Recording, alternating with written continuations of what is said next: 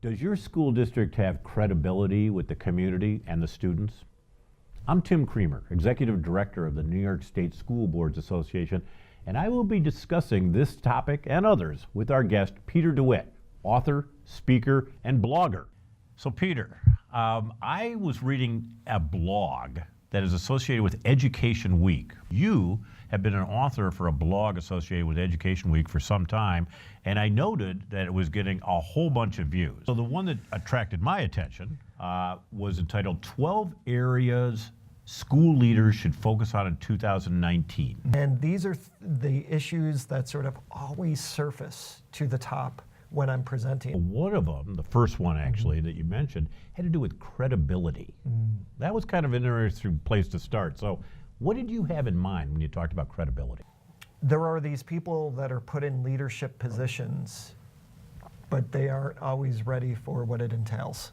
And they get on Twitter, and I'm a big fan of social media, but they'll get on Twitter and they'll grab the shiny new toy that they're supposed to go after. That's the next initiative because all the popular kids are talking about it. And then they make their teachers go through it. And what happens is that they'll go in and say, well, feedback's the thing. Like, feedback is the thing leaders are talking about. But the reality is they go into class, or they don't even go into classrooms. They'll talk about the feedback they give, and they might go into classrooms and leave a feedback sheet for a teacher. But that teacher's on the receiving end saying, how can you possibly give me feedback? You're never in my classroom. So this was meant for a school board audience because I need school board members to understand what's going on, and they need to take the time to really understand it, ask smart questions before they can make judgments, and it's good to know. Collective teacher efficacy. What's that? Collective teacher efficacy is actually when you put a team together of teachers. Okay. Do they actually trust each other? Do they actually build, and do they actually believe in each other?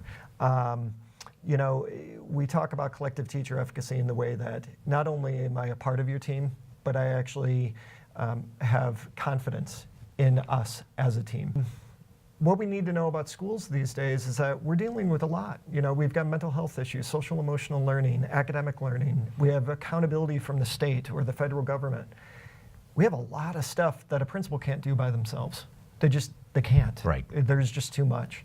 And if we're really going to take these on, if we're really going to be responsible for them, then we can't expect a principal to be able to do that by themselves. In fact, that's not going to happen. And we need to have a team of teachers together that can take this on. You also have on your list mindfulness. I hear about this all the time. Why do you think that's important for leaders today? Because of some of the things we've already spoken about. There are so many challenges that leaders are facing or teachers are facing, and actually there's a lot of research out there to show that more than half the leaders leave within 5 years. Absolutely. Of joining leadership, and we know that that's been the case for teachers. And the reality is, what the research has shown is that if you can take just 10 minutes to breathe and sit back and sort of process and just think about yourself for those 10 minutes and think about only breathing. I know it sounds kind of corny, but just breathing. It's a really great way to start the day. Sometimes it's so easy for us to be reactive, and we know that leaders have to deal with these situations on the fly, and sometimes they're more reactive than proactive. Mindfulness is a way to sort of be able to understand that sometimes we need to step back. We don't always have to jump in with the immediate answer.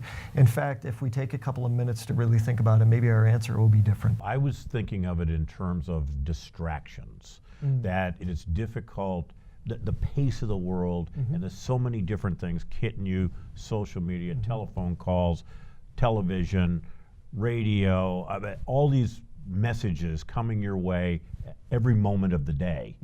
Focus on what people are saying, focus on one conversation at a time, not getting as distracted. I mean, research shows that we went from, we could have our attention span for like 12 seconds, now it's at 8 seconds. Right. There were some items on the list that are right in line with priorities of the New York State School Board Association. And I'd like to just touch on why they were on the list and why they should be areas that leaders should focus on. I think I know the answer to most of them, but I want to hear your thoughts on it. Mental health. We have a lot of serious issues here, and mental health is typically the catalyst for all of them.